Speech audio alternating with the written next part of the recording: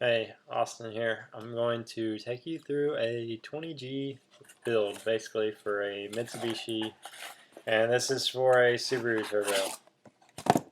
So, pull the cartridge right out of the box. This is what you receive if you want to buy a Subaru cartridge from us. Alright, so here's the most important part that people need to know when upgrading their turbo, because if you don't know this, then you could, or not upgrading, rebuilding. So, because if you don't know this, then you could really mess something up.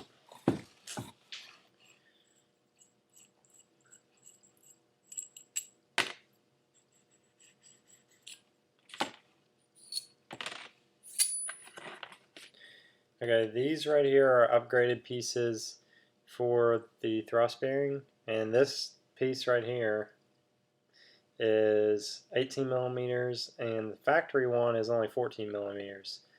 This piece is completely flat on the back, which gives it full ground on that thrust bearing. This one, the back doesn't really matter because it actually grabs on the front, and that has full ground on that thrust bearing, which is 18 millimeters. Now, issues people can have with this is that this part sits right in on top of the bearing. Here, I'll try it. Right in that area. If you see that it's touching right here, then you need to grind that. But in our case, the bearing housings that I buy are already machined for that, so they'll accept that piece to go directly in it. So if you do need to grind it, what I use is this carbide right here. That's flat on top, and of course, it's just all it is a round carbide with flat on top, and you just want to go through here and just grind a little bit back here on that area, just enough so that that thrust collar won't hit the center section, because if it does, then it will basically be locked up when you assemble the turbo. So yeah, definitely do that, and then after you grind that, you need to make sure that you pressure wash it out and air it out, and just do a good job with that. But in our case, this is already done. So now if you did buy a new center section, if you didn't tell me to, I would need to, or you would need to put the C-clips in there that's in the back, and those are pretty hard to put in. So if you are buying a bearing housing, just a bearing housing, let me know and I can install those for you, because that's really the hardest part of this rebuild. Alright, so I got my bearings, and by the way, I've already cleaned these before I brought these out. I already aired the center section out, because you just never know if there's a piece of metal in there, because I mean this just came out of being machined, so you got to be super careful with that. Oh, alright, let me shake this up. It's always good to use this white grease.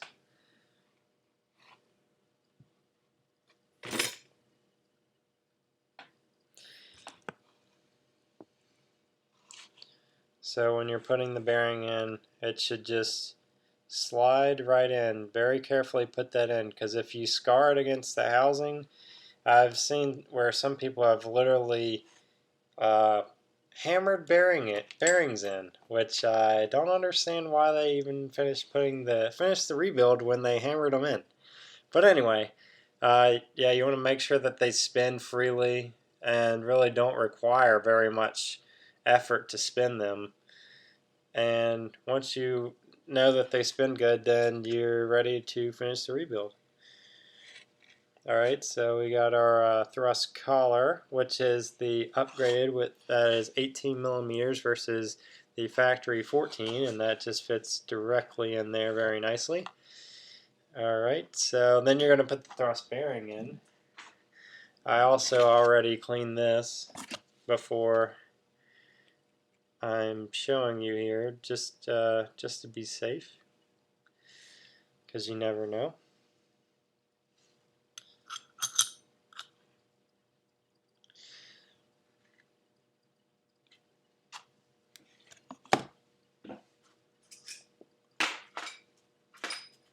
And it's time for the O-ring.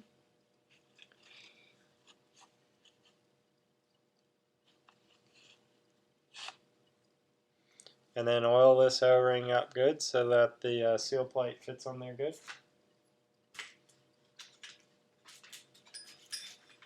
Alright, here's an obstacle that people usually mess up, and it's just so common. But, alright, this piece right here. Put it through here. Now, when you're putting this seal on, this is where people mess up. Now watch me do this very carefully. I don't know if you can see what I'm doing here, but basically, yeah, that looks good from my camera view. Alright, you can just push it over on one side where you're expanding it, and then boom, there it goes. Alright, another obstacle coming up because people mess this up too.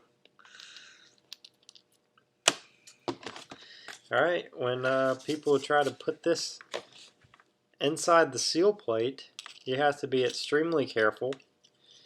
You're going to watch where that rear seal or the front seal is. Make sure you identify where that gap is on this seal because you don't want to bend it.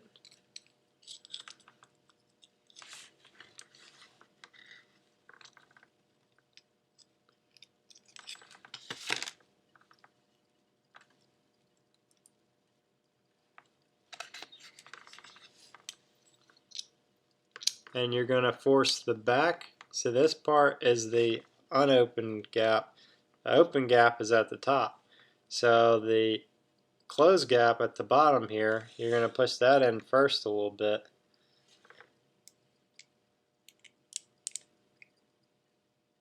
And you can use your other finger right here to kind of make it go in there straight. The main idea is you don't want to bend that seal.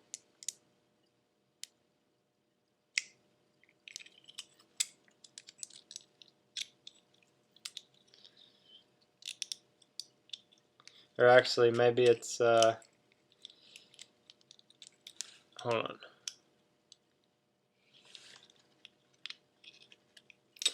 Yeah, just work with it until it goes in there, but you want it to go in gently, just like that.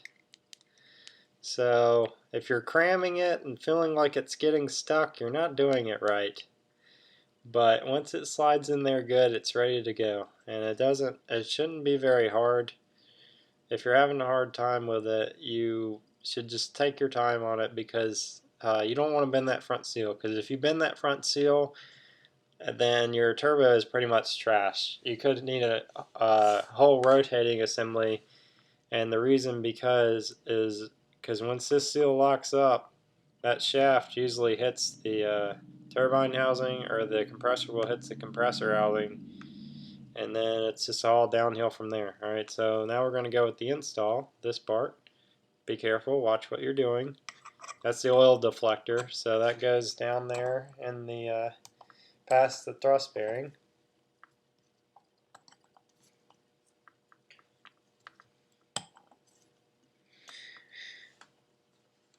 Push down evenly.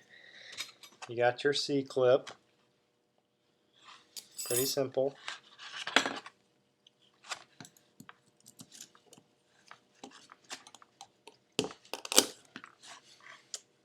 It's a good idea to pry it back and make sure it's all in there. So then after that, you're going to flip it over.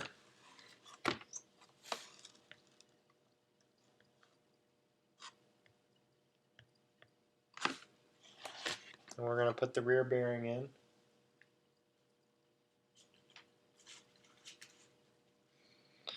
Same as before, you just go and put some oil in there and it'll slide right in. Make sure it spins.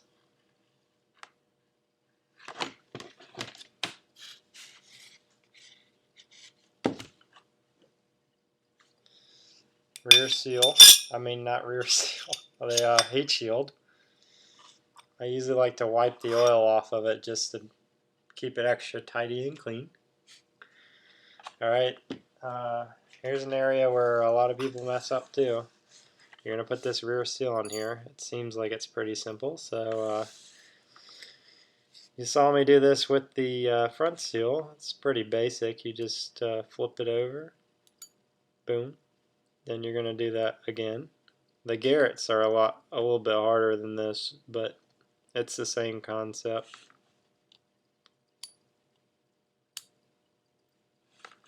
So that was pretty easy. Then you never know what could be on this shaft, so you might want to clean it to be safe. Alright, I've got my cloth. So we're going to wipe the shaft, even though it's brand new, we know that, but you can never be too careful because even like a piece of dirt or a piece of metal could be on there. You know, you just never know. And then usually I air it off, but since I'm in the house right now, I'm just going to go ahead and check it over, make sure there's no lint or anything from the rag on there. And go ahead and oil it up and install it. Make sure you get the rear seal area good.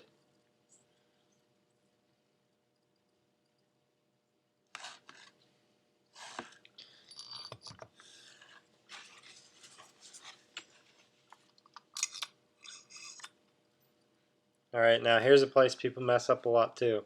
When you go to put this rear seal in here, identify where that gap is, because if it hangs, especially on ball bearing turbos, if it hangs, you're going to damage the shaft and you could damage the bearing housing. So anyway, we identified the gap, and you probably can't see this on the video, but here, yeah, you might be able to see that. Alright, you see the gap is right there. And then you might need to push the seal back to even it out a little bit so it goes on smooth. And I'd usually just spin it and it goes right in, and then boom, locks in. Alright, now it's time to put the compressor wheel on.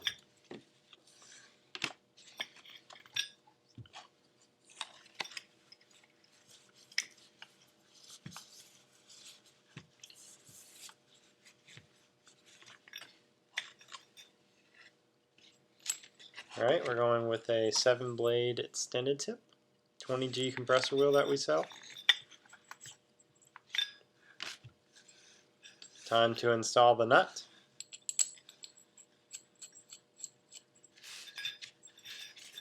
Alright, now I have so many people ask me, what is the torque spec of this nut?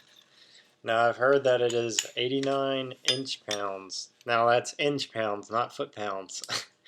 Alright, so I don't normally torque these, and the main reason is because you can snug these up by hand, and then you can add a 4th turn, and that's exactly the tightness that it needs to be.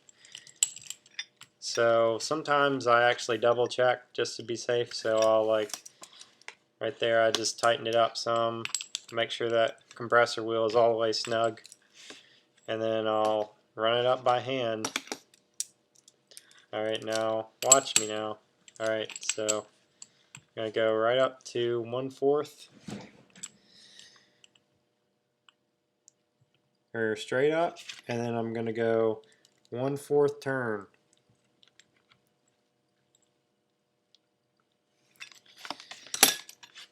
Alright, and then you're going to take the O-ring, put that on there. Oil the O-ring just a little bit. You don't want to get it too crazy and have oil all over the compressor cover. Alright, we're using a 20G compressor housing that we sell, which are actually on sale right now. And you're just going to force it down evenly. Then the O-ring, which a lot of people have problems with. And I'll show you exactly how I do this. Alright, I've got my snap ring pliers and I've ground them down.